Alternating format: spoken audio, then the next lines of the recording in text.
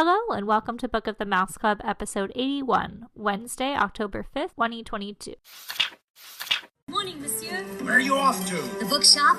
I just finished the most wonderful story about a beanstalk and an ogre and... That's nice. Marie! The baguettes! Hurry up! I'm sorry, but how can one possibly pay attention to a book with no pictures in it? My dear child, there are a great many good books in this world without pictures. I almost bounced clear out of the book. Some bouncing, huh? Come home or make myself known. J. Thaddeus Turtle, Esquire. Have you never met him? You will find his story in this delightful little book, The Wind and the Willows. I've come to return the book I borrowed. Finished already? Oh, I couldn't put it down. Have you got anything new?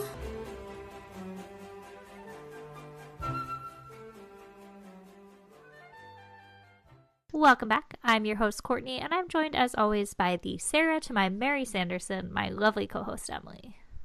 Sisters, we're back. Yes, the witch. Yes, the witch. Yes, the witch is back. Longtime listeners of this show will know what a Hocus Pocus fan I am, and it's been a favorite of mine since childhood, but we can dig deeper into that later in the episode. What brought us here tonight is a combination of two distinct sequels.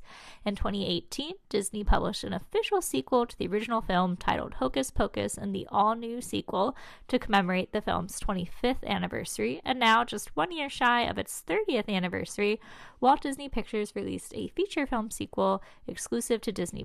A theatrical sequel had been rumored for the past decade or so, but official confirmation came in October of 2019, and filming began in October of 2021.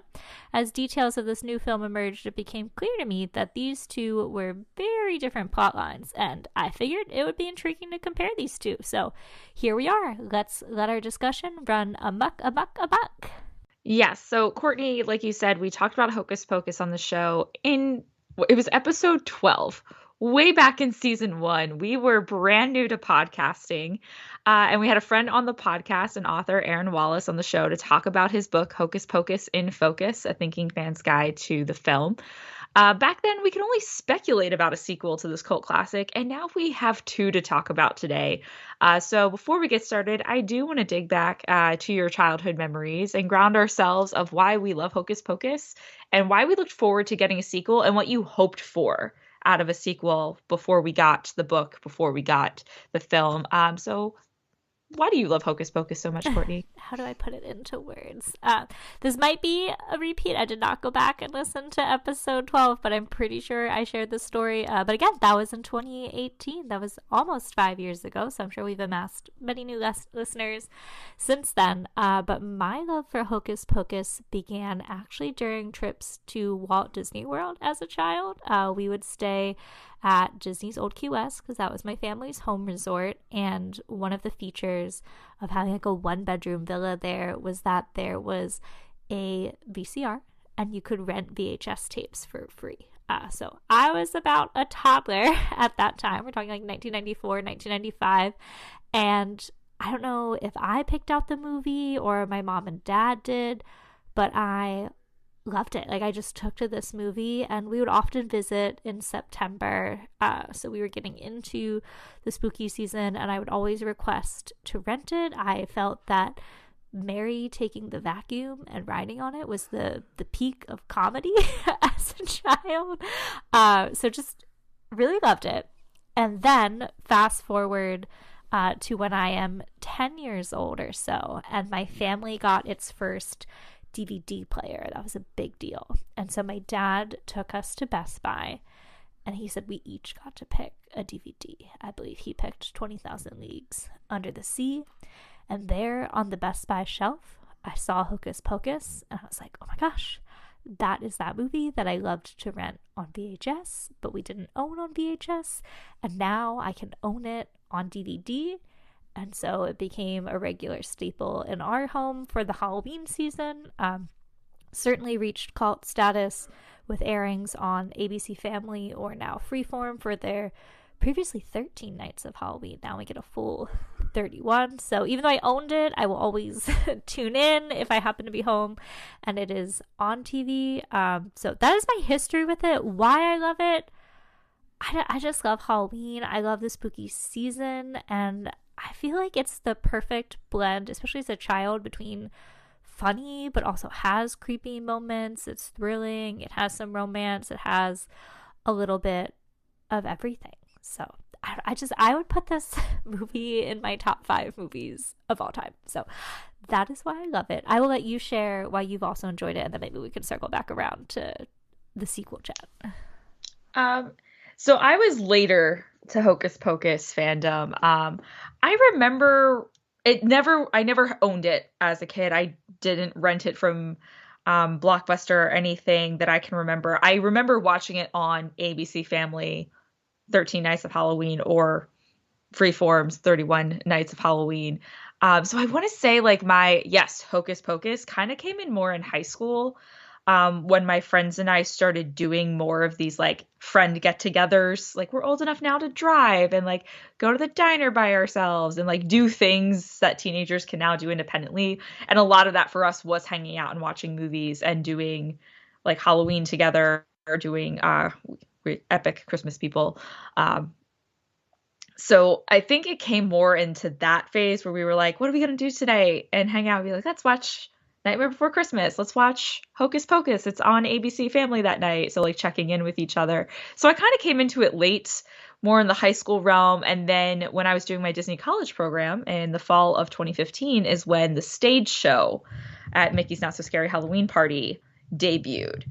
And that, I think, really, the energy from the parks, working with Disney, my roommates were very into it. So I think at that point, like, I'd seen it and I liked the movie, but now like I have to watch it. I'm currently wearing a Hocus Pocus sweatshirt as we record this. So I think my fandom though came more as I was getting in the parks and getting that from the fans. Like, it is amazing how much energy you can get from the fandom, especially when you just hit it at the right time. So for me, it was just the right time. And now I'm a big fan and love it. But I did enjoy it, watching it whenever it would be on television.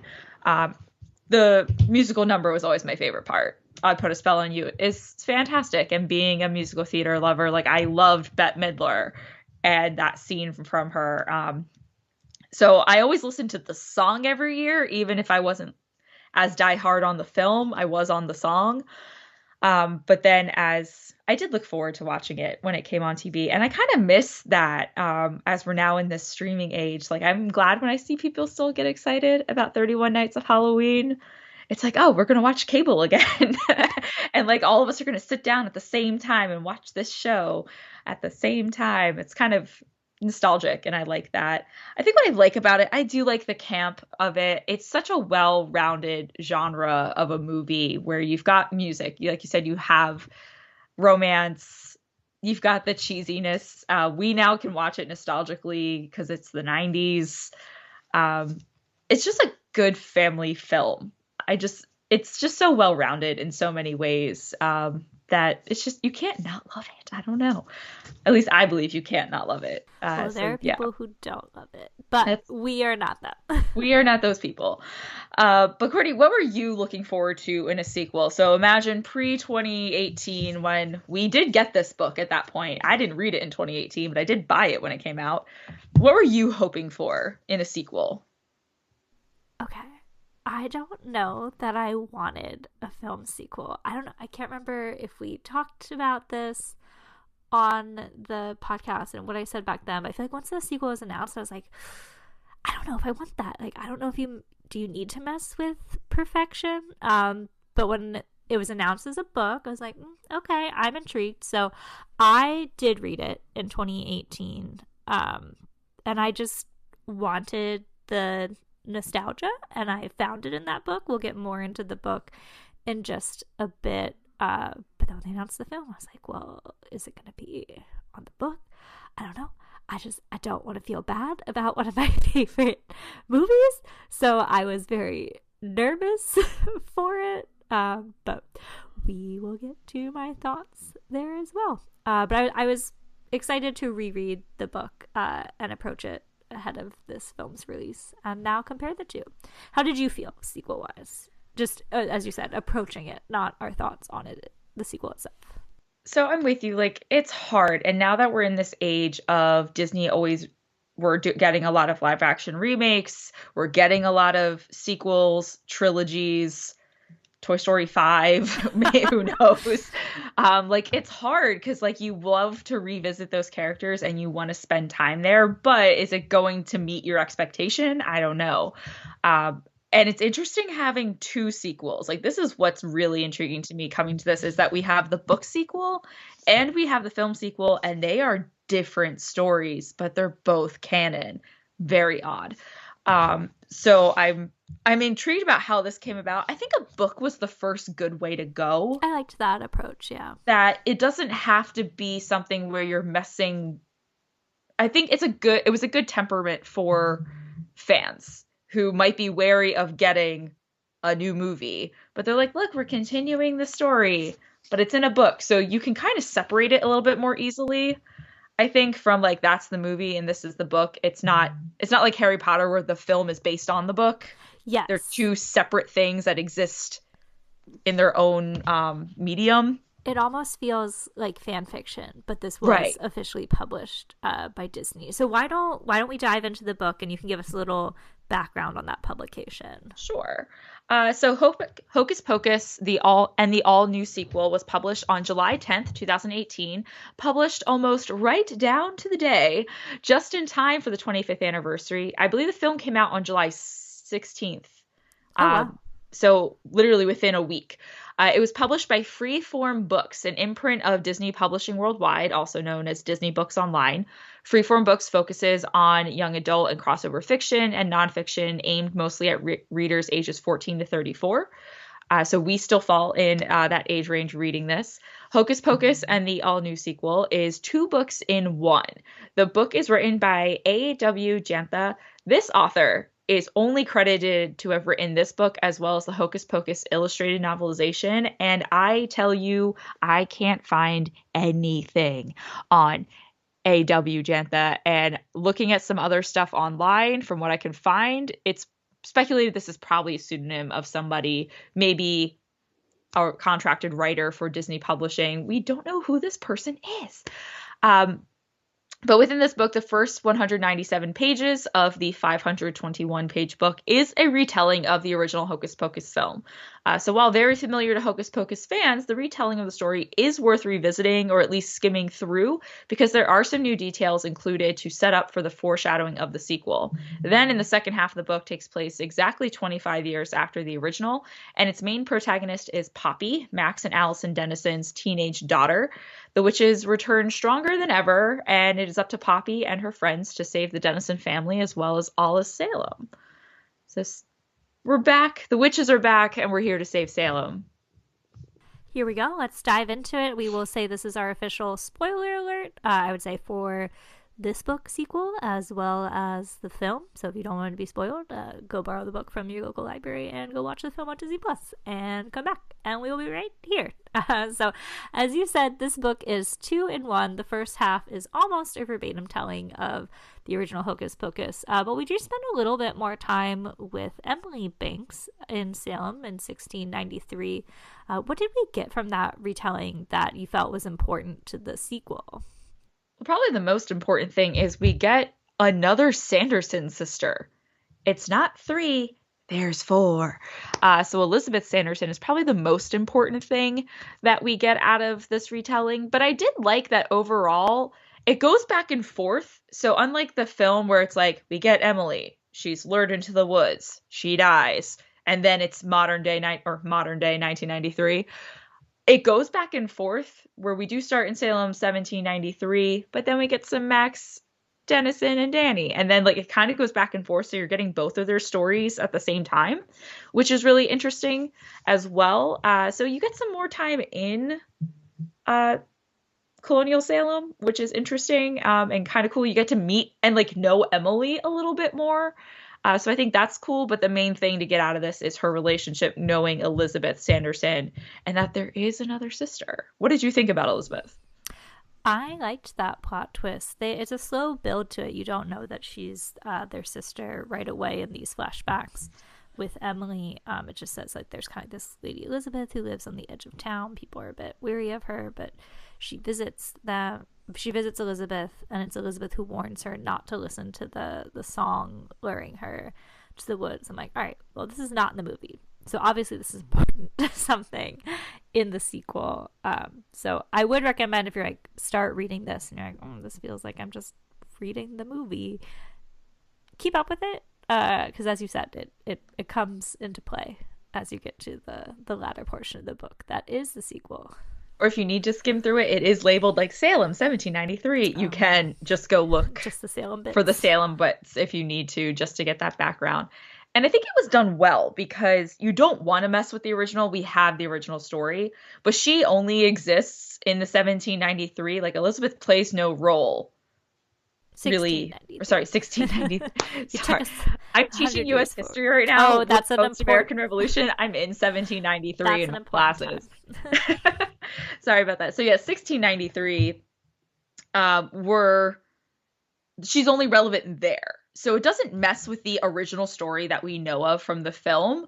So we're only getting that foreshadowing actually from pieces that aren't in the film. So I think it does it well with, I need to set you up for this new story, but I'm not going to mess with what's already been done.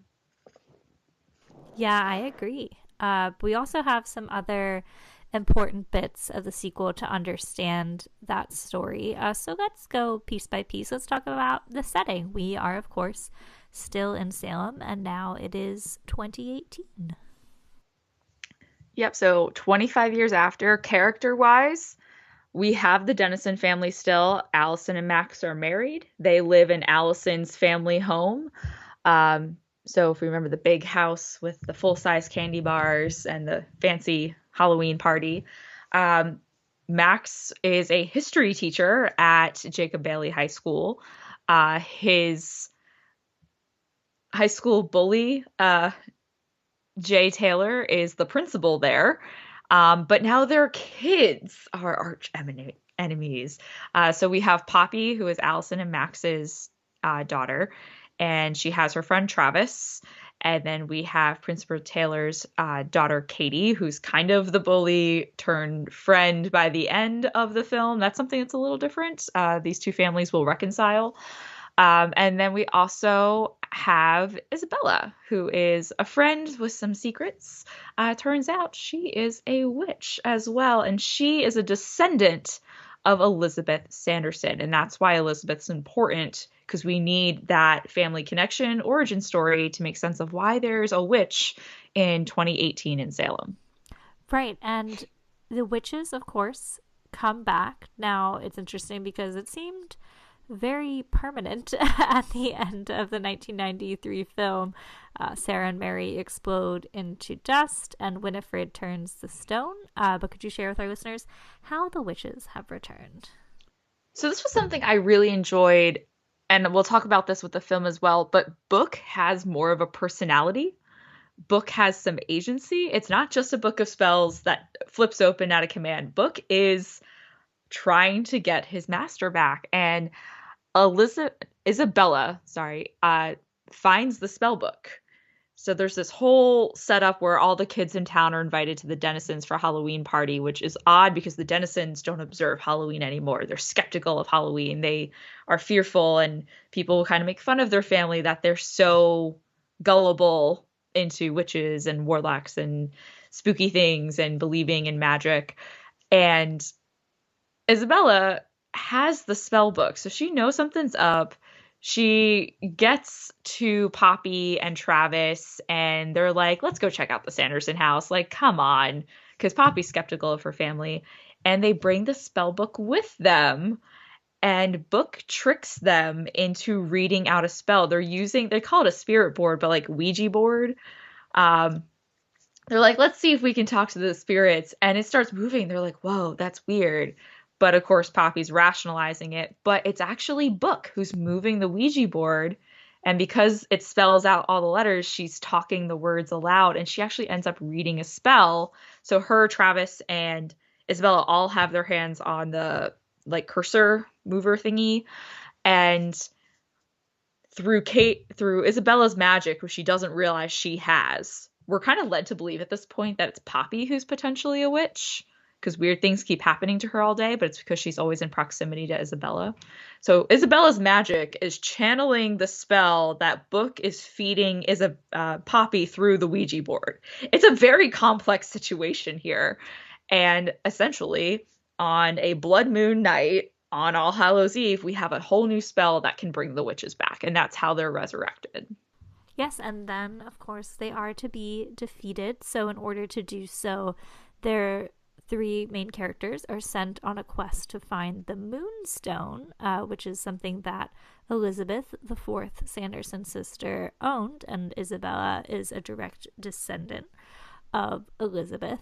So it would have been at her old cottage, which of course has now been destroyed 325 or more years later. So they're digging around to find it out at the old island, but the witches also know that they need the Moonstone in order to live forever. So they once again bewitch the town. Interestingly, through modern technology of the phone or the voice in the box, calling and putting the spell on much faster than Sarah can by singing all over the town.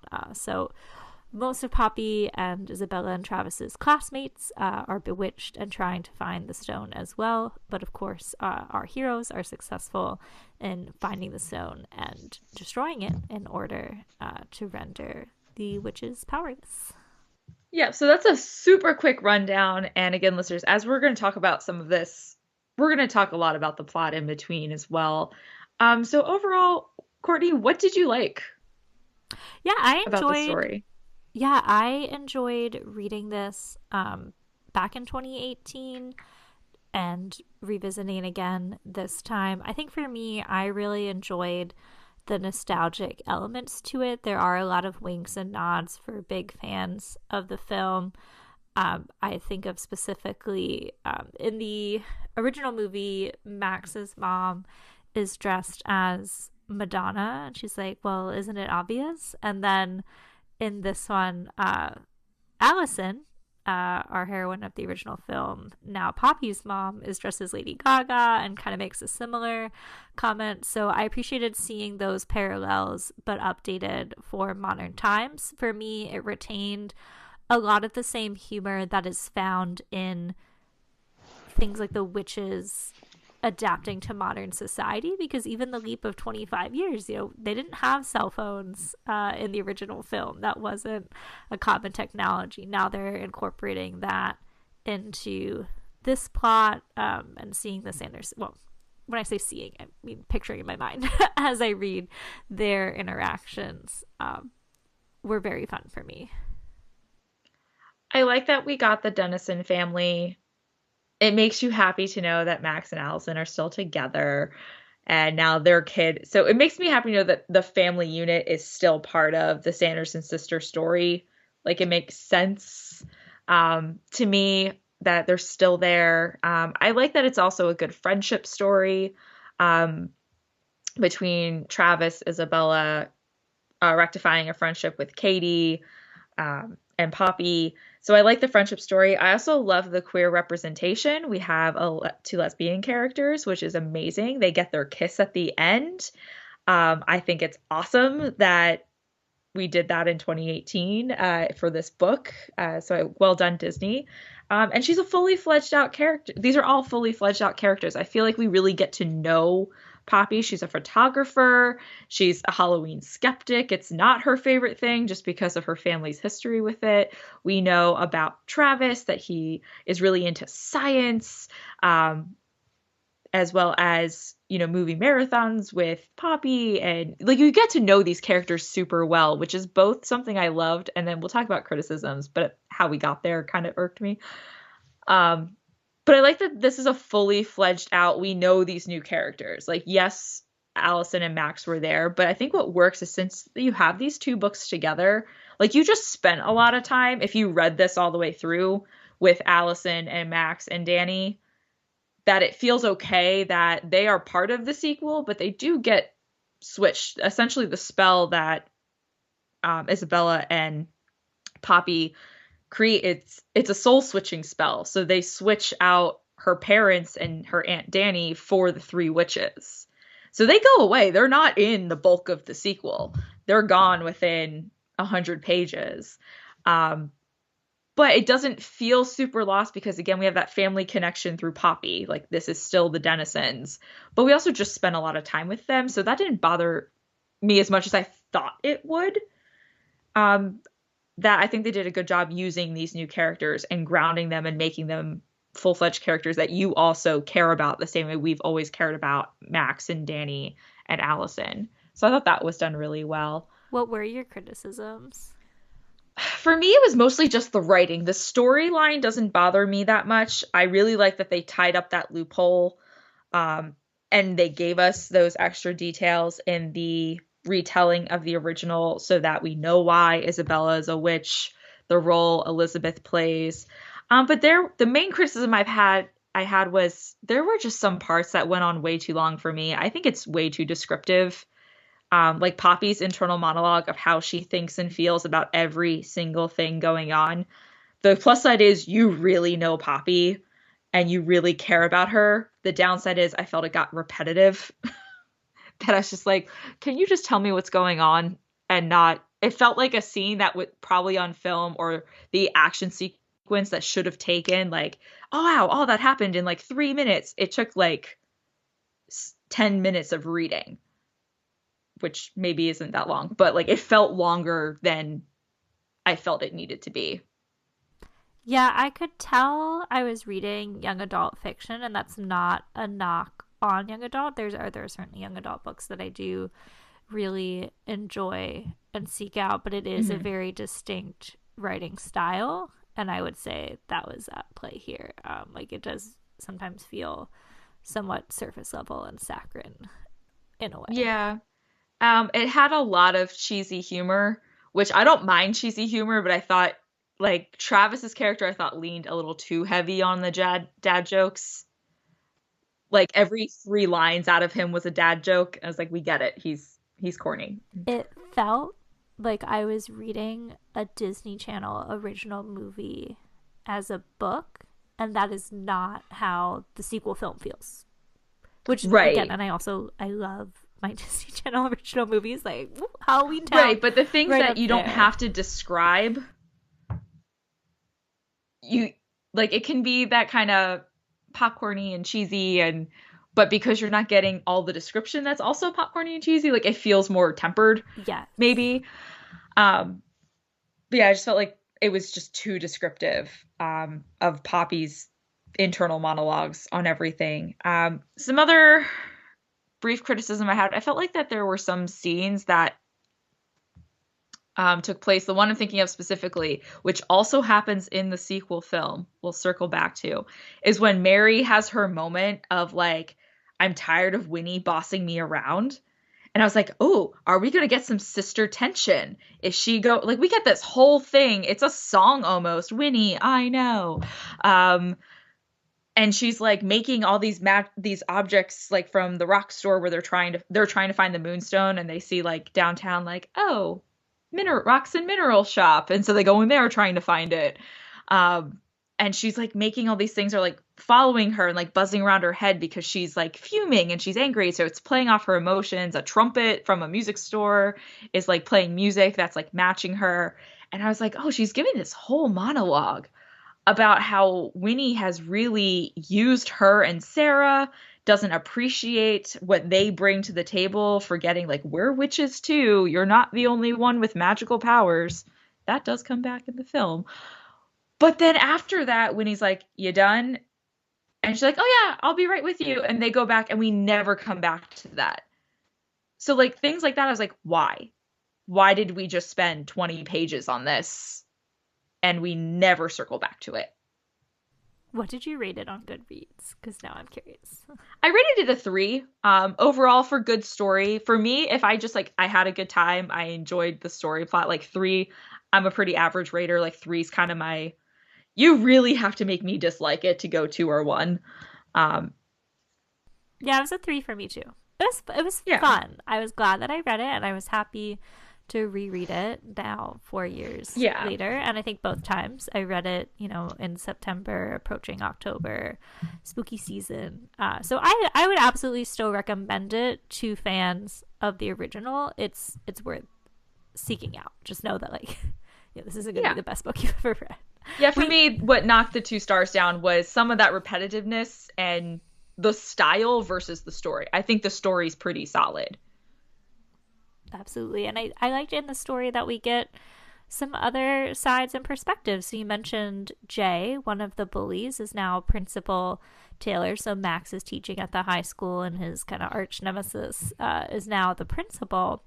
And in order to, save these people, they need to go to the lighthouse. It turns out, this is just completely made up for the book, that he is an expert of the lighthouse, but he does not agree to help Poppy and her friends because he's kind of like, ask your dad what he did 25 years ago. He is also just as skeptical and afraid, or not skeptical, he's also just as afraid of the Sanderson sisters, because if you don't remember the movie, towards the end, Jay and Ice, the 2 bullies, are locked in cages, and they are in the post-credits scene, still stuck there singing "Row, row, row your boat."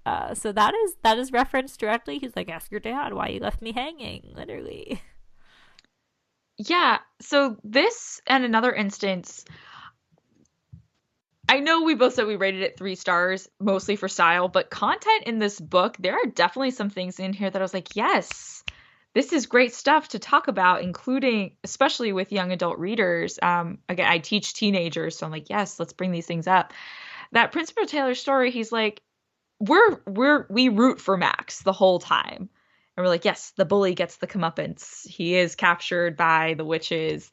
And at the end of the film, it is pretty lighthearted. They're just singing "Row, row, row your boat." And we're just like, haha, that's funny. They're still waiting for someone to come get them. But if you think about it, he's probably 16, 17 years old.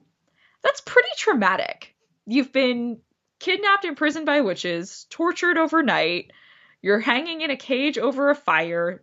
And then overnight, Max Dennison comes, takes his shoes back, tubular, runs away, and you're left there for hours. No idea what's happening. No one coming to get you. And he explains that because Poppy goes to his house because they're like, we need to go to the lighthouse. I know the principal's not our biggest fan of my family, but we got to try. And he's like, I don't owe your dad anything. Your dad left me there. And even after, so he comes out that even after, finally someone did come and get them, and not Max, they save Salem and they just go home.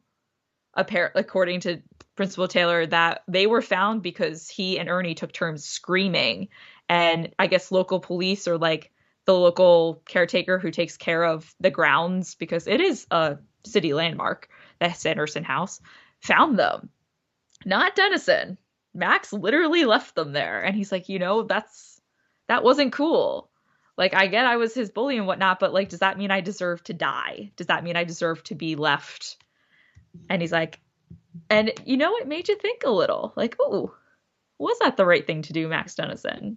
But we also get more new characters. We finally get to meet the Sanderson sisters' mother, Drusilla the Dreadful. So this was something I did want out of a sequel, because how many times in the original they go, mother? Yes. And like, you hear a lot about her and how much they revere her. And I was like, oh, we get to meet the mother. I want to hear your thoughts first, because I have some mixed emotions. I was fine with it. Like you said, I wasn't necessarily expecting it, but as you said, like, mother is referenced, so I thought it was fun. I don't know that she was exactly what I expected. She was kind of intense, but I appreciated including her. Yeah, I was happy she was included. I like the description we got of her. She's incredibly regal. She's super refined. And apparently nothing like her daughters. She's much more reserved, composed, a little bit more stern. You said the right word, intense. But where I was a little, I don't know if the word is disappointed, but like, it felt kind of rushed to me, was we're led to believe with Elizabeth that Elizabeth also had a good relationship with her mother. And Elizabeth is the good witch, not the bad witch.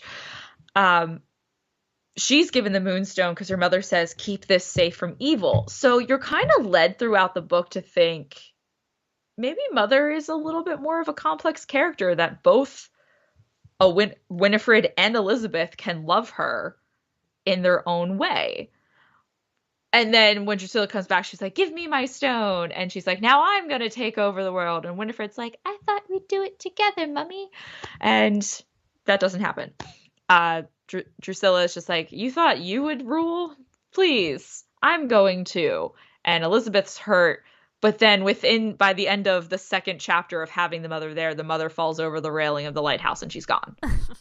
So I liked the mother came in, but this was one of those plot points again that I was like, but why? It didn't actually progress anything. So we got 25 pages with her, but it didn't change any aspect of it other than Elizabeth's like, we've been fooled, all of us, by our mother. And she tries to plead to Winnie, but that doesn't work either. So really bringing the mother in, as much as I was happy to like see this character that is pretty integral to the three Sanderson sisters, I feel like we didn't learn much about her and she didn't change anything in the plot.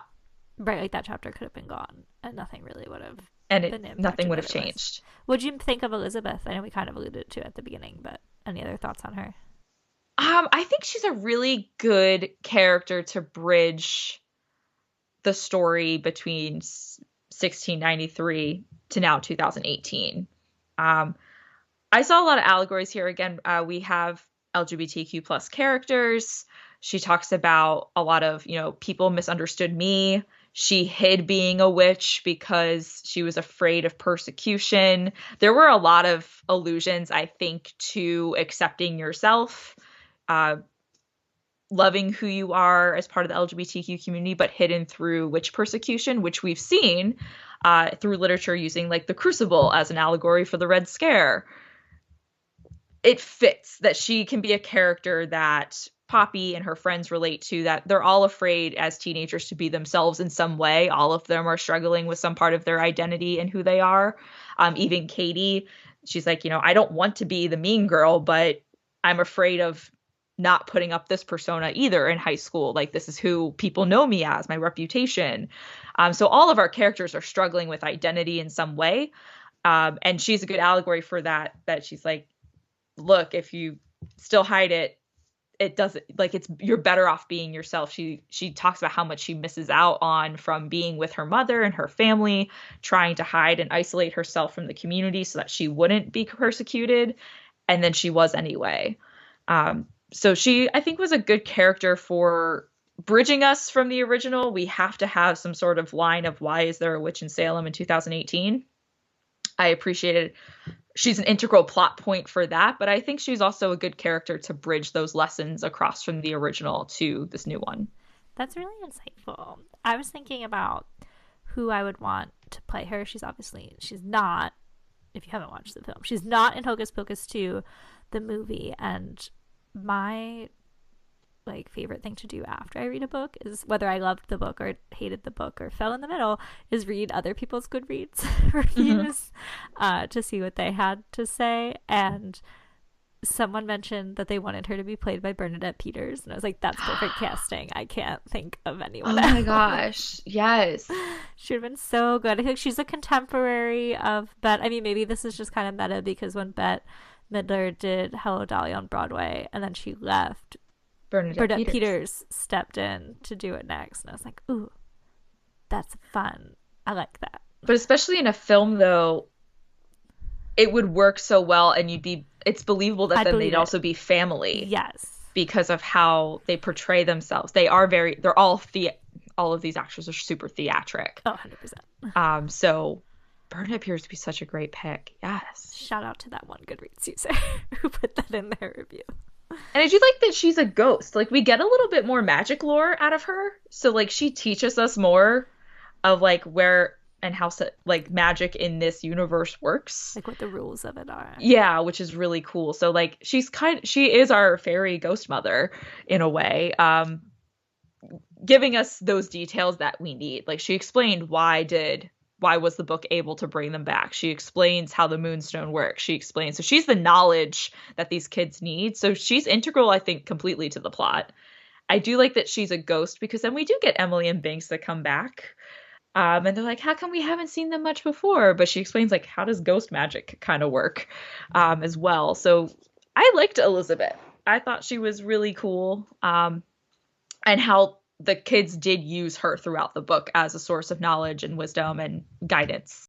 This I thought was interesting. So we get the wrap up. They defeat the witches. Yay. Something I liked about this book too, sorry, this just totally reminded me of this. I felt like we did get a good bit of action and a really high stakes dilemma.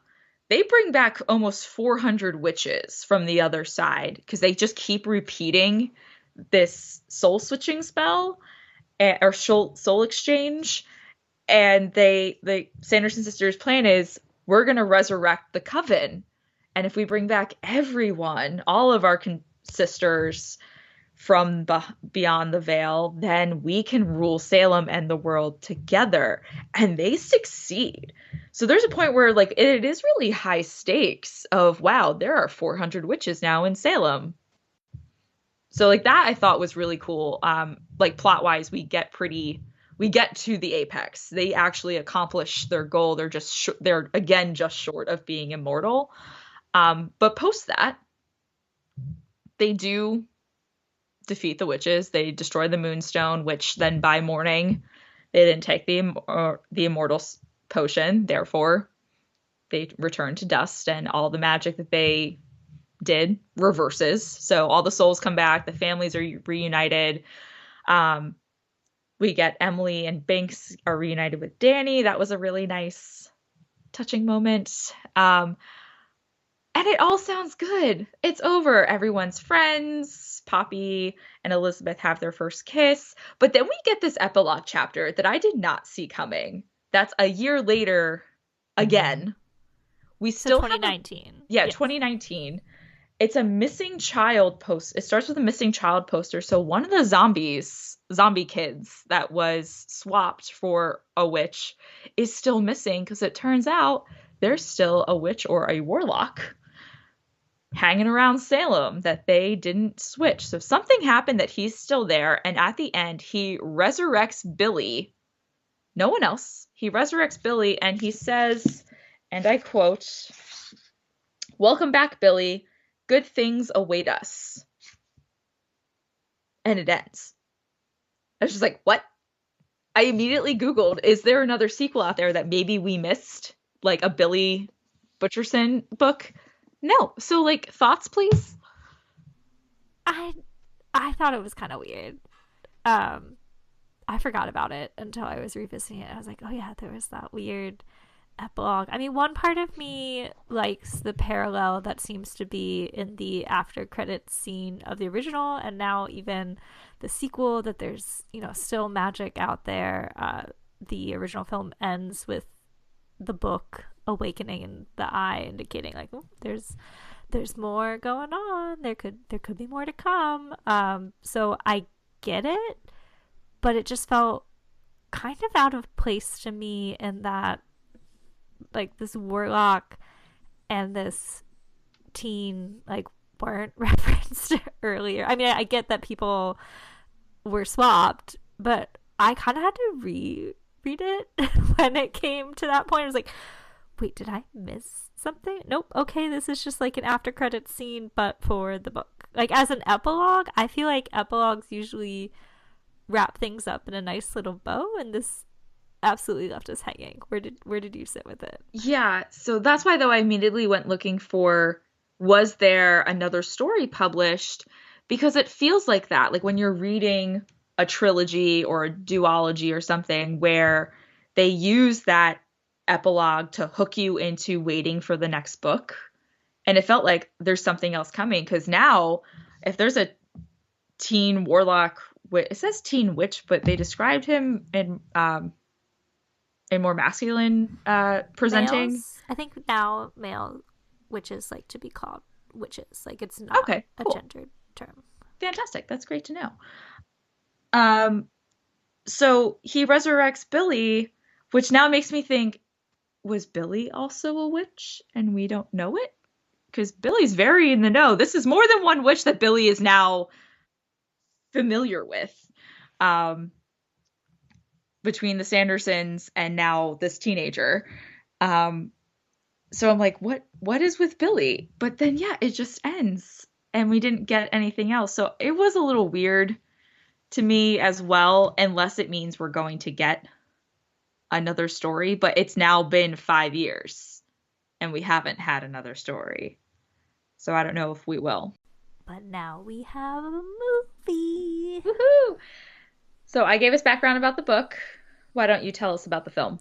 Sure. The long-awaited sequel to the original film premiered on Disney Plus on Friday, September 30th, 2022.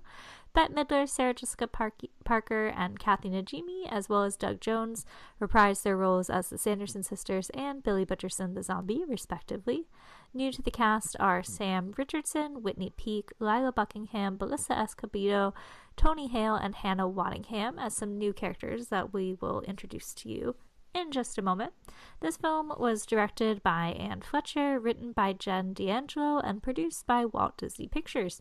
According to the Disney Plus Instagram, the film is the #1 film premiere for Disney Plus to date in the US, based on hours watched domestically in the first 3 days. So that is quite a turnaround from the feature film flop that the first was. Lots of great success, interesting response. So let's get into ours. So the beginning of the film, like the original, we are brought back to historic Salem, but this time to 1654, so 39 years before 1693, when Emily Brinks is lured to the Sanderson house and meets her demise. But we get to meet the Sanderson sisters as preteens or teenagers. It's, I believe, Winifred's 16th birthday.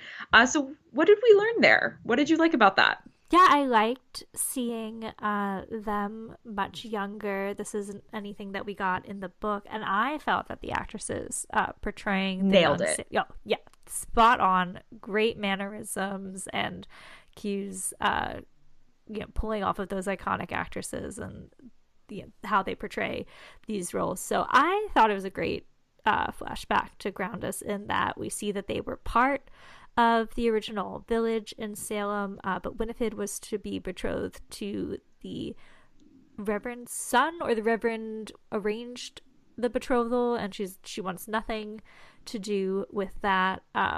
So they are essentially cast out because of that. So that is how they find their way more into the woods of Salem as outcasts, how they get their hands on the book, thanks to a magical enchantress who passes it on to them.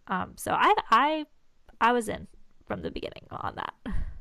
Absolutely. I like that we establish some feminism here, where she's like, I'm not marrying him just to marry somebody because I have to. And it's clear that their parents are gone. So Winifred is in charge of her 2 sisters. Both of her parents are not in the picture. So the town has kind of taken over, like, well, this is what you're supposed to do. And you're supposed to do these things. She's like, I'm not doing that. And then they threaten to take her sister. They banish her, essentially. AP US history teacher hat going on here, particularly in Massachusetts. This is a Puritan society. Church rules all. Your preacher is both your government leader as well as your spiritual leader.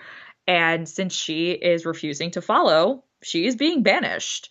And they said, and your sisters will be raised by another family in, good Christian ways and no longer be under your influence. And so they run to the woods, and we meet Mother.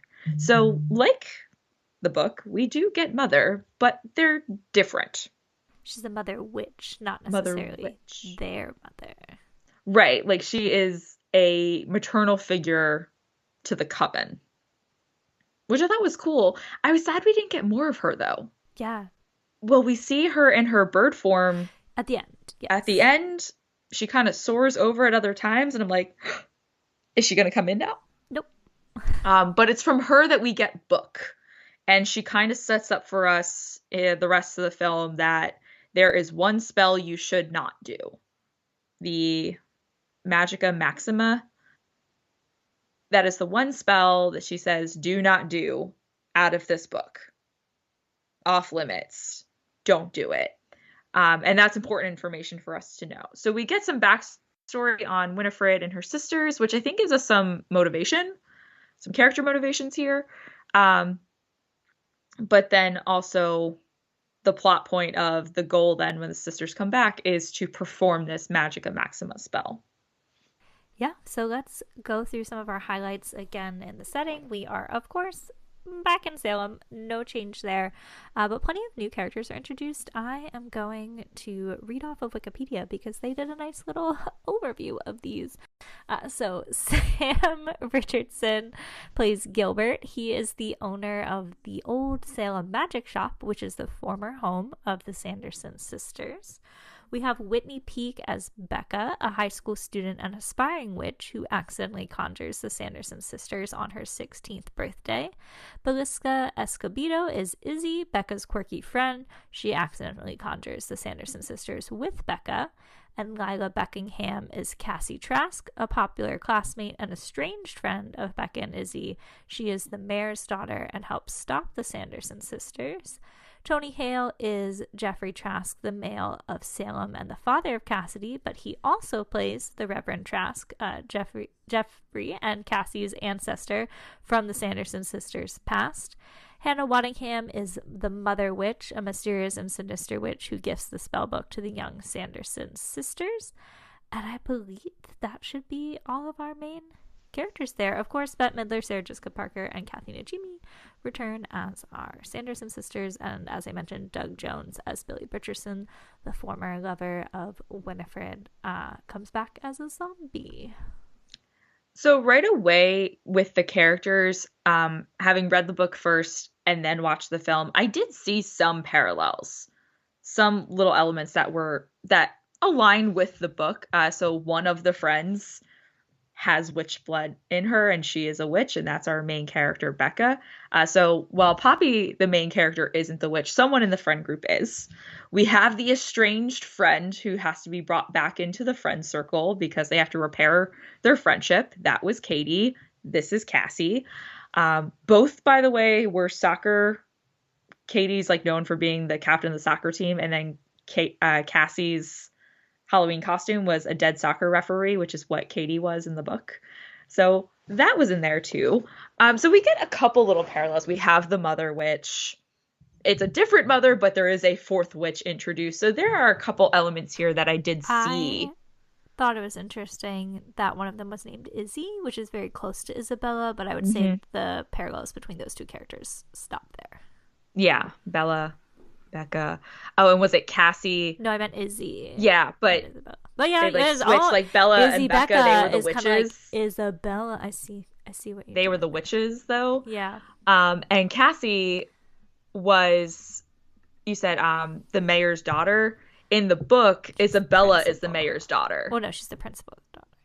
No, Katie's the principal's daughter. Yes. Isabella's the mayor's daughter. I see. So there's some parallels here. We have our characters are very rooted in the community of Salem, even if they're not the denizens. We have that friend dynamic of there's an estranged friend who we have to repair a friendship. The only thing that we don't have in these characters that we did have in the book was that romance link. Right, the LGBTQ. And I would also say Travis as a male friend. We didn't necessarily have a primary male protagonist, which is okay. Yeah, this was a great friend film again. How the witches return, though, is super different. So they return the same way they came in the first place, through a black flame candle. But what's interesting is Gilbert, his role in the story here is, at some point, which we don't get answers about, is he is now running a magic shop out of the Sanderson house. So sometime in the 30 years since the original, this town landmark that's been abandoned has been bought by somebody. New houses have been built around it. It's not in the middle of its own property woods anymore. And now a business is run out of it. And he has therefore acquired everything in the house, including all the Sanderson sisters stuff. And he is a Sanderson sister aficionado. He is a believer in magic, and we get his backstory is he witnessed the entire Sanderson sister versus Max Dennison in the graveyard because he was a kid trick-or-treating and just like in passing was walking by the graveyard and saw it all go down. After some To which bully I'm like, stole kid? his candy. I saw that Yes. nod. To which I'm like, ooh, you're like, I know all the parents are under a spell, so I guess kids were like running amok, literally, because they're all at the hall. Because I'm like, kid, that happened at like 5:30 in the morning. Why are you up at 5:30 in the morning?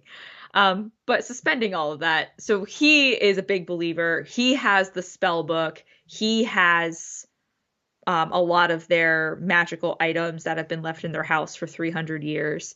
And he is taught by Book. So again, Book has a much more character role.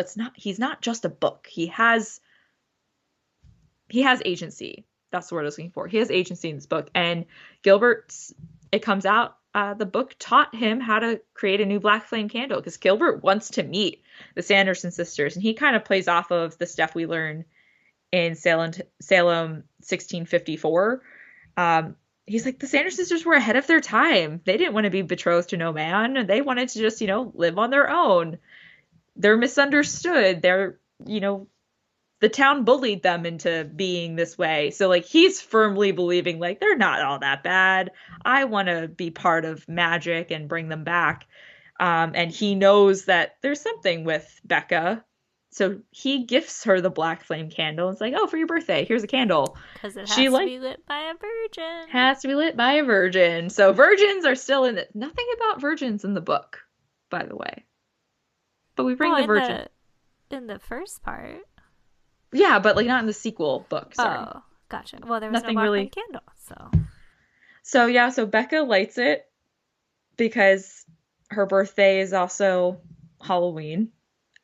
So they always celebrate her birthday doing spooky things.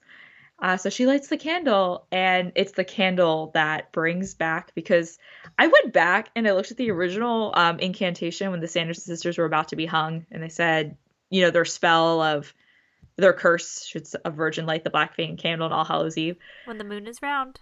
Yeah, it is not a one-time spell. Oh. It is. She doesn't say for one All Hallows. Like there was nothing saying one. It says one night. They get one night to be there, but it doesn't say how many times you can or can't repeat that spell. Astute of you, Emily. Well done.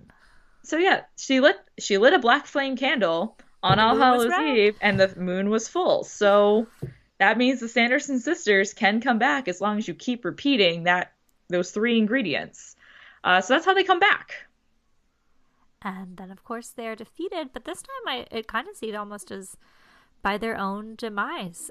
So here comes that Magica Maxima spell, which the book very clearly warns, do not do this spell. There's the whole warning in the book. That was funny, because it's kind of poking fun at how none of us ever read, like, terms and conditions and warnings.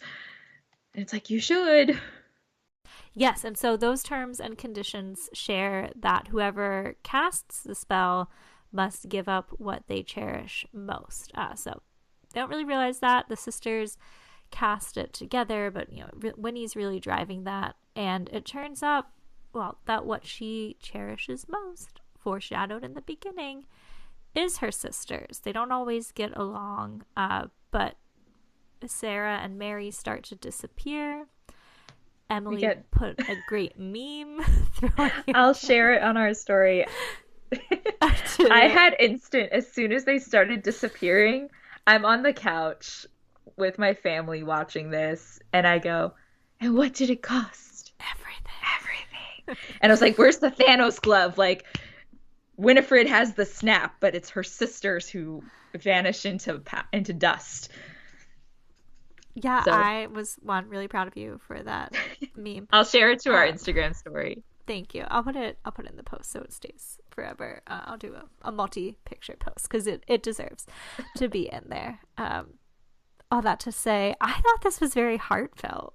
Like, I teared up. I had feelings. I did too. I wish we had more time with this a little bit. Like, I got there. I got to the feels.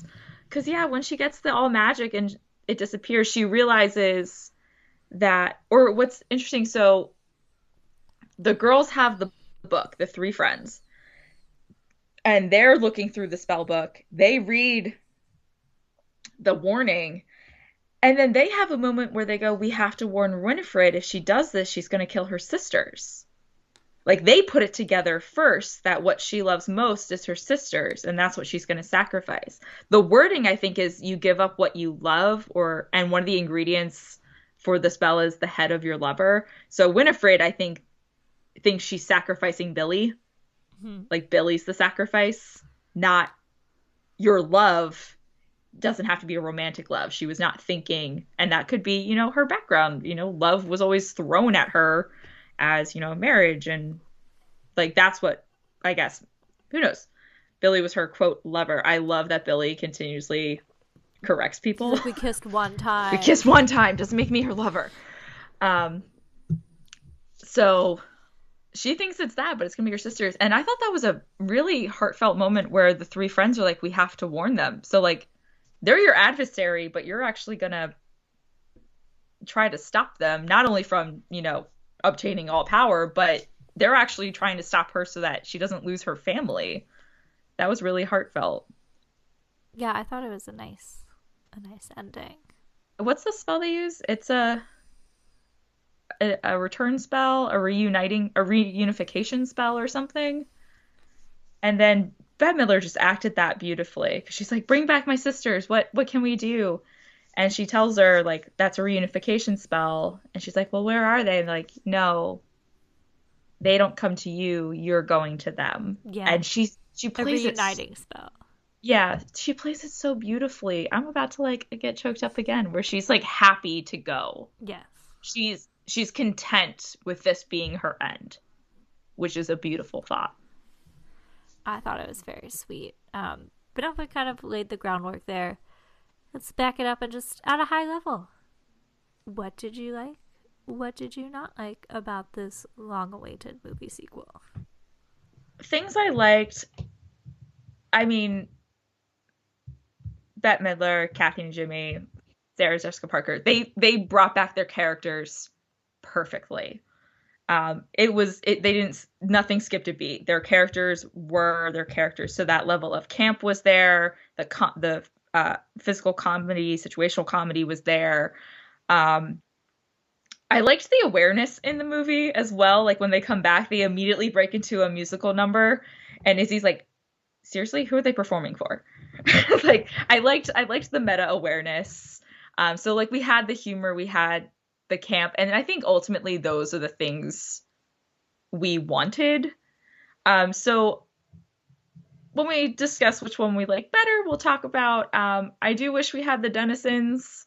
I do like these characters. Some things that I was kind of like, was we don't know why Becca has witch powers. I would have liked some sort of connection of like, why did she get to be a witch? That it just felt, some little details felt a little random, but overall I had a great time watching it. I had fun. I got choked up when the Sanderson sisters disappear again. So I think it did its job. What about you?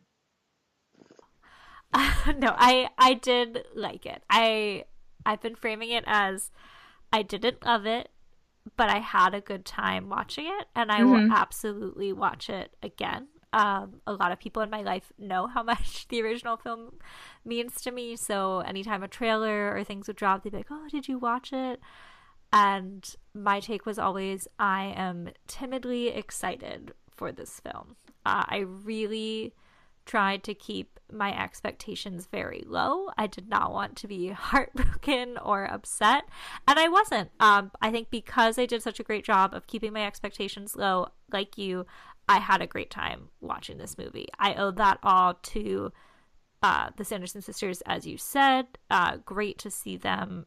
I could just watch them interacting with modern technology as like little shorts, and that is the comedy for me and what I enjoy so much in the original film. So great to see them. We'll get into the musical numbers in a moment, but like you, where I see the flaws in that it felt like a lot of the newer characters were very underdeveloped. They're not fully fleshed out. I don't feel as I have as much of a stake in them as I did in Max, Danny, and Allison. I think those are better developed, better established, like what their issues are. You know, Max moving to Salem from California, trying to fit in, wanting to impress this girl. Like, okay, that's the journey we're going on that leads us to the Sanderson sisters. But I was like, what is going on with this friendship between Izzy, Becca, and Cassie? Like, it took a while to get, I mean, you know, I could infer, having been a teenage girl, that it was about like her new boyfriend, but then it took a while to like, actually get that exposition. So I don't have a problem with what they did in terms of the new characters. I just wish they had been fleshed out more. But also, I really I'm not saying you had to do the same exact plot as the book, but I would have loved to see cameos where appropriate and bring back some of the original crew. Like, I kind of wonder what this would have been like if Kenny Ortega, the original director, had come back to direct it. What would we have seen there? And I really feel there is probably a way to work Max, Danny, and Allison into this film, even if it's just a wink and a nod.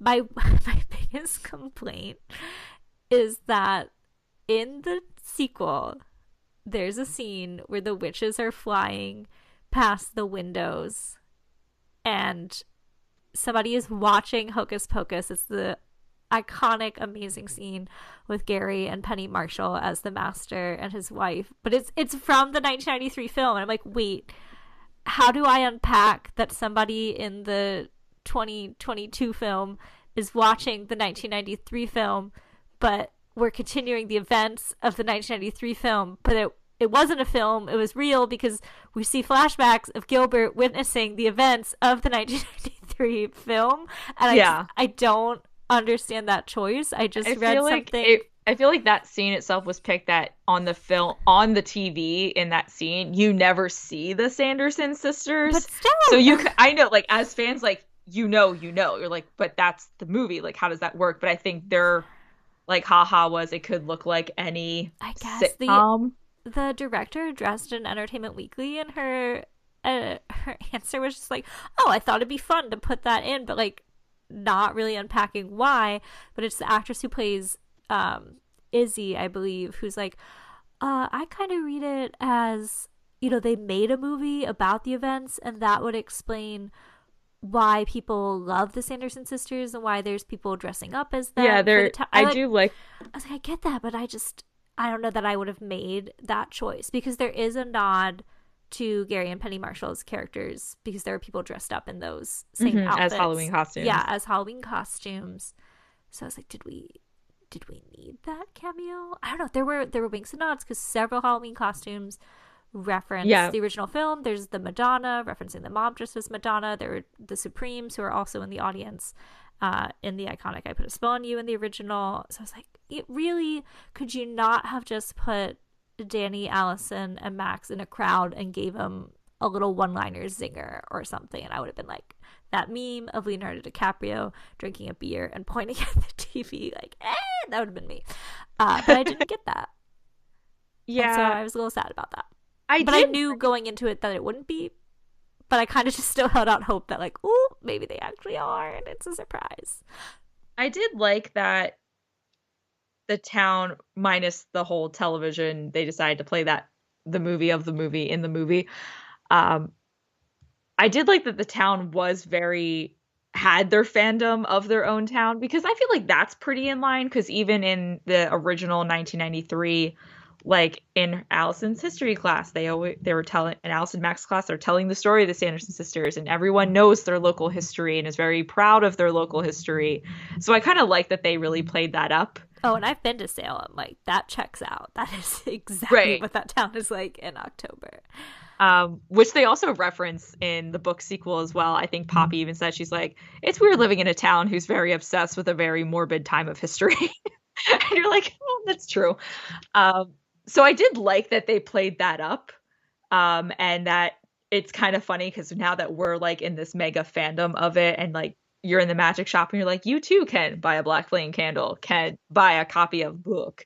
And I'm like, oh, you can do that today. Like, that's kind of, I liked that aspect of it. But I agree with you about the underdeveloped character stuff. I liked the three friends. I think it's a good friendship I just story. wanted more from But like them. you said, yeah, or they actually could have done more with less. I felt I like the friendship was so strong in the book, as you said, like that was really well developed, so it made it a little more obvious for me here that it wasn't. yeah, I think the movie though was trying to do too much. That they could have done a lot more if they did less. Because like we got the witch mother, but she never comes back. We had Sarah this time. The sisters, Sarah and Mary, both end up with zappy lightning magic, which they've never had before. So there's this moment where she gives the monologue of like, we're just as powerful, Winnie, you can't boss me around. And then she does. So like we waste 5 minutes there again of like this possible character development moment of like tension in the sisters, which I thought would have been a good playback to what was happening of them as kids. Like, you've been protecting us our whole lives, Winnie. Take a step back. And I was like, this is going to be it. And again, nothing comes of it. So like they have power. And then Becca's a witch too, but we don't know why or how.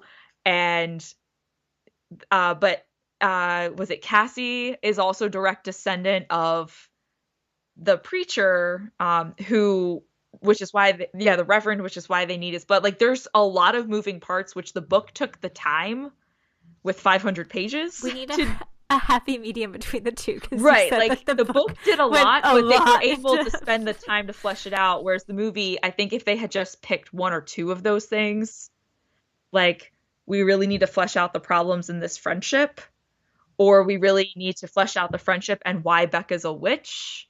But then like witch mother, like they were doing a lot of things and we got a little bit of some intriguing stuff, but they could have they could have done a lot more with doing less, if that makes sense. Yeah, that does make sense to me. I mean, overall, we had like I said, I liked it. I didn't love it, but the Sanderson. my expectations were exceeded in a way. The thing that did make me laugh, because other people were laughing about it from the trailers, and then Roombas? because that's from the book, Yes. that they fly on a broom, a Swiffer, and a Roomba, and I was like, that came from the book. Yes. And I thought that situational comedy was fantastic. I said at the beginning, peak comedy to me at 4 years old was when Mary takes the vacuum cleaner and straddles it to fly. So, agreed. The nod to the Roombas and the Roombas were funny, where they come and get them out of the salt circle. The Roombas paid off. Unlike the witch mother, the Roombas came back, right? And were relevant. I was like, how are they? I'm sitting there like, how are they going to get out of the salt circle? And I thought when the dad pulled up, like I just watched Sandman on Netflix. I was like, oh, he's going to walk across it and like break the circle. Because that's how those things always work in movies. Someone, without noticing, their heel hits it, or in Sandman, the wheel ran over it and it breaks the circle, and therefore they can whatever their magic. But then that didn't happen. I was like, how are they going to get out of the circle? And you see the Roombas come up the driveway. And I was like, this is amazing. Yeah, I smiled through many parts of this film, and I think that's the biggest compliment that I can give it, because I wasn't sure if I would. Well, we can't talk about Bette Midler and Sarah Jessica Parker without talking about some musical numbers. So what did you think about this? We knew they were coming, but we didn't know what. Yeah, I wasn't sure what song they were going to do. I didn't even try to think, because I Put a Spell on You was so iconic. I was afraid, honestly, that they were just going to do that number again. I was like, that would make me mad. But they didn't do it, so I wasn't mad. They do their own variation of One Way or Another on top of the stage. That's how they do the spell and integrate some of the spell language from the I Put a Spell on You number. So that was a fun remix. And then they do their own take on an Elton John song, and it's The Witch is Back instead of Another Word is Back. I thought both of these were great. Again, biggest smile on my face. The soundtrack is on Spotify. Most of it is the score. But both of those songs are on there, and I will tell you, I have been listening to them over the past several days. Yeah, they were super fun. I think Witch is Back is my favorite out of the two. It's so hard. Not hating, but like they're both good. But yes. I think I enjoyed witch is back. Maybe because it has the spooky season feel, like I Put a Spell on You does, that like I want to equate them magic. with spooky and Halloween. Yes. Yeah. Whereas one way or another, great job also again on the Sanderson sisters using a crowd at their disposal, which is also in the book, using a crowd at their disposal to do their, and because in this case, the crowd, they bewitched the parents in the original just to like keep them there.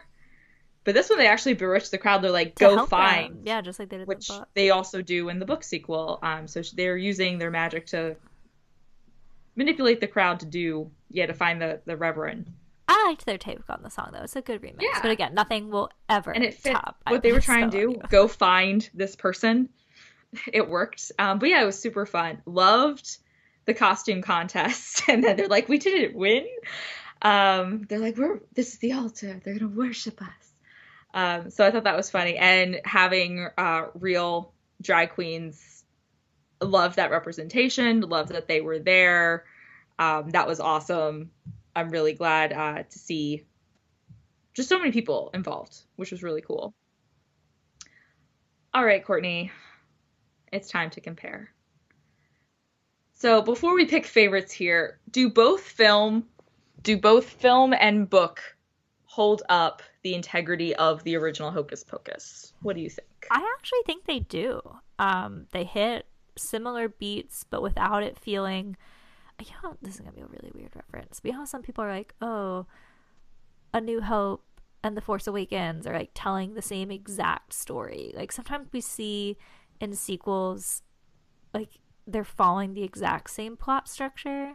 I didn't feel that was too at play here. Obviously there are going to be similar things, like we got to bring the witches back and we got to defeat them in a way.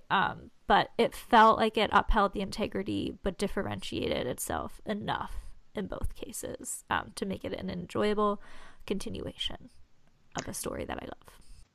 I agree. And I think, like you said, the integrity is upheld in different ways. Because in the book, we don't get the camp. We don't get the Sanderson sisters. Because you can't portray what Bette Midler, Sarah Jessica Parker, and Kathy and Jimmy do in a book. They're not quite the same. But the integrity in the book is we get the characters we care about, the protagonists that we love so much, the friendship element, that character growth that we get out of like Max, Allison, and Danny.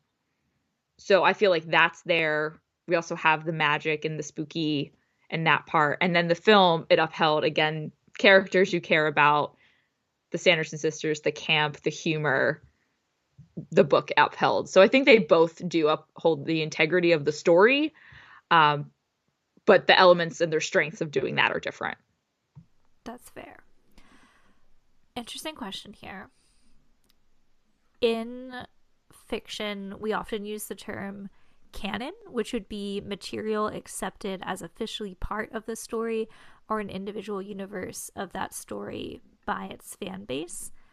I don't think you can consider both to be canon.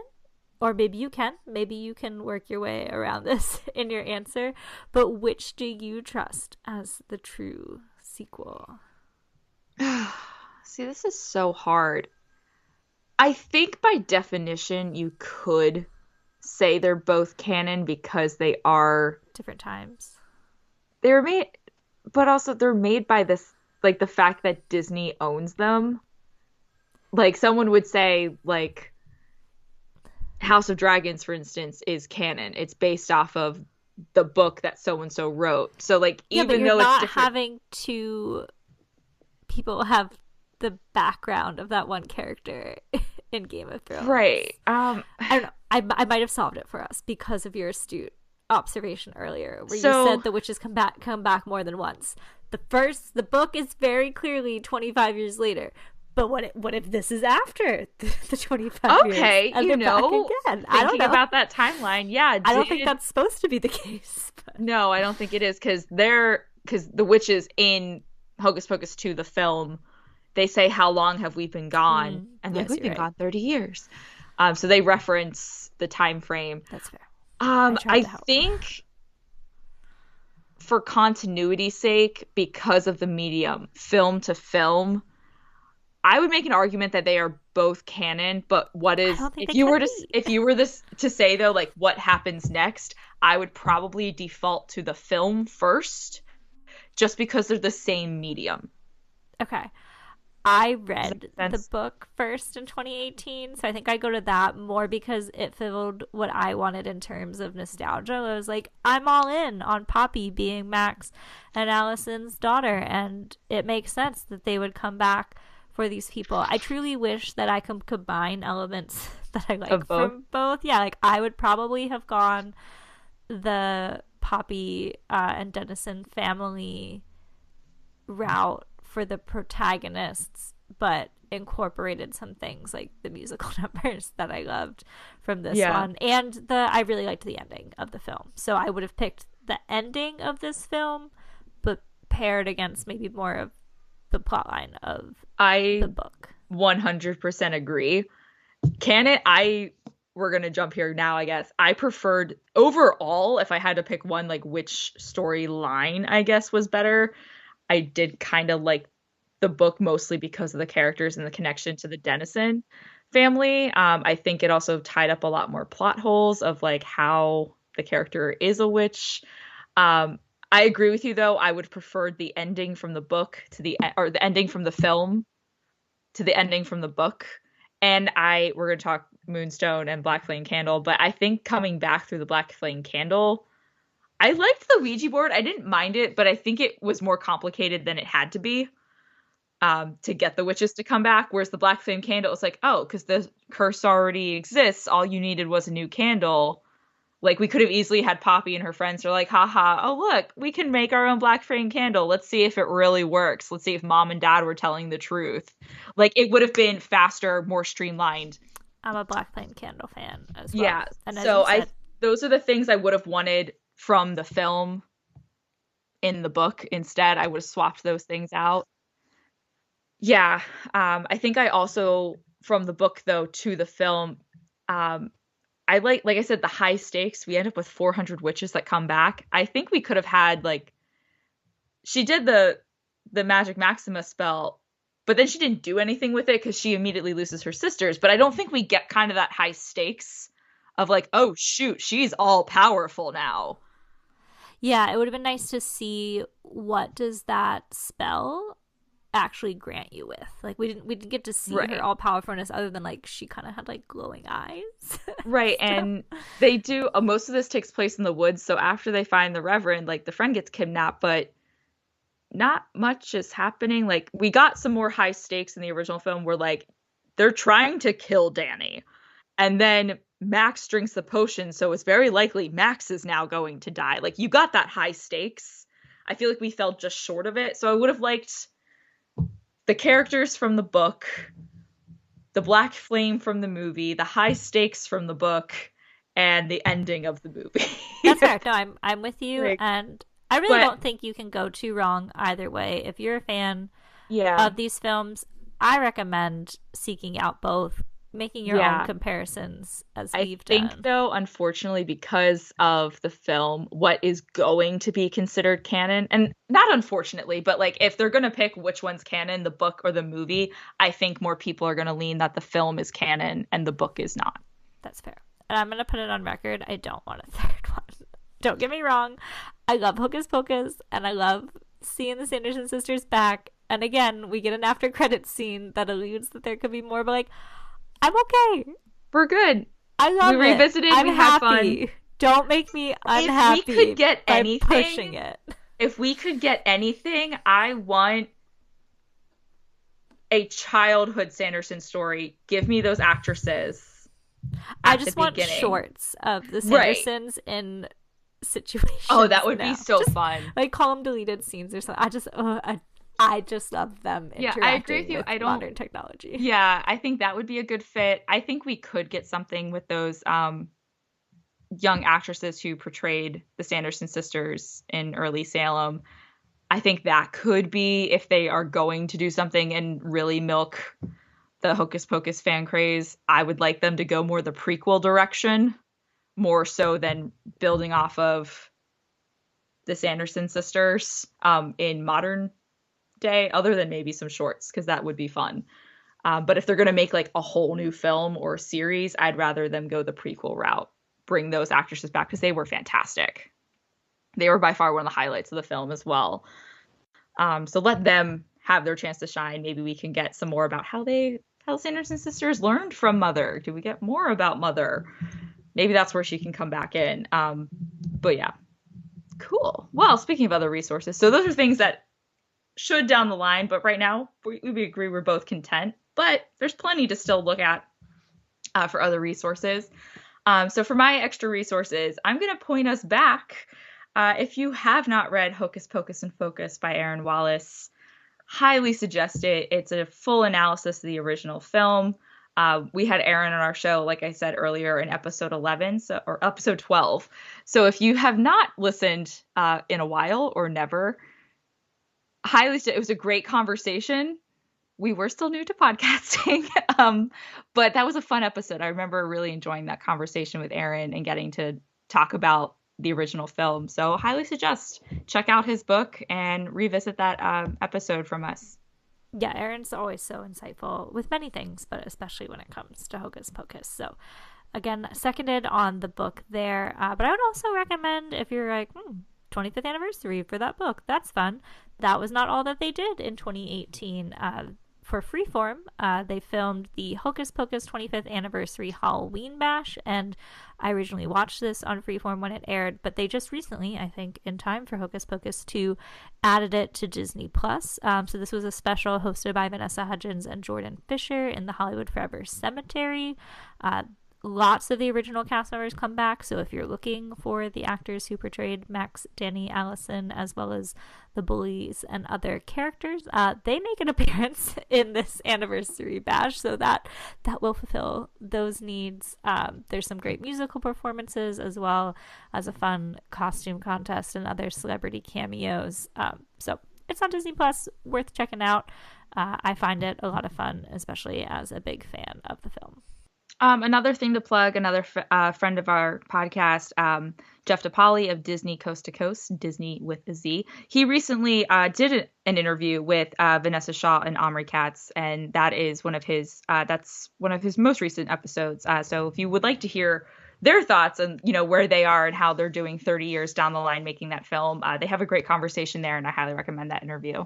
Yeah, Jeff's interviewed quite a few people from the production and writing side of the original film as well. So I would also search Hocus Pocus on the Disney Coast to Coast site to find those as well. So many different resources, as you said, to dig into your love further if you're like me and really just can't get enough of it. For our next episode, though, we will have another October episode. We are excited to welcome Marcy Carricker Smothers back to Book of the Mouse Club. Back in episode 74 earlier this year, Marcy joined us to talk about her books Eat Like Walt, The Wonderful World of Disney Food, and Walt's Disneyland, A Walk in the Park with Walt Disney. As we approach 2023, there are several new books coming out to honor the Walt Disney Company's 100th anniversary, including Marcy's new book from National Geographic, 100 Disney Adventures of a Lifetime, Magical Experiences from Around the World. I believe Marcy did preview this for our listeners as we were recording as to kind of what was her up next. So we want to thank Marcy and Litsky Public Relations Incorporated for sending us an advanced copy, and we cannot wait to travel around the world with you as we read this book to celebrate 100 years of Disney. We will have Marcy joining us to talk about her work, so we know that this interview will get us all looking forward to that Disney 100 celebration on the horizon next year. In the meantime, though, please leave us a review on iTunes so others can find our podcast, read, and listen along with us. We would love to know your thoughts on Hocus Pocus 2, both the sequel book and the film.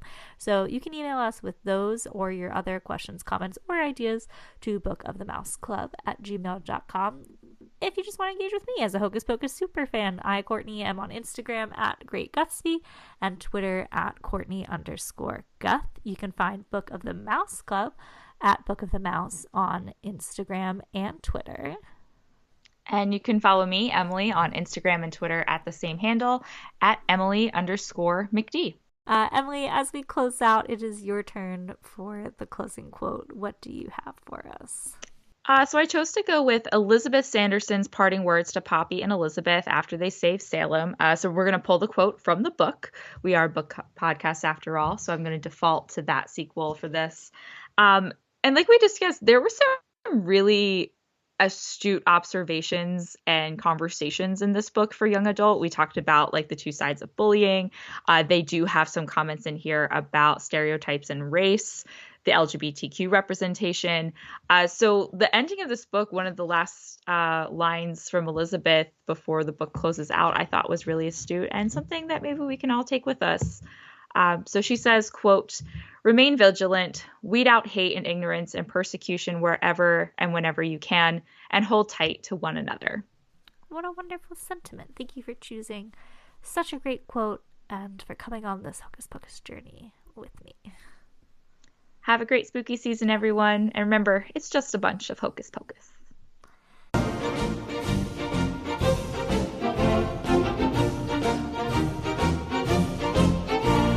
The Mouse Club has no affiliation with the Walt Disney Company. The views and opinions expressed by hosts and participants are theirs and theirs alone. They do not represent the organizations or companies they happen to work for.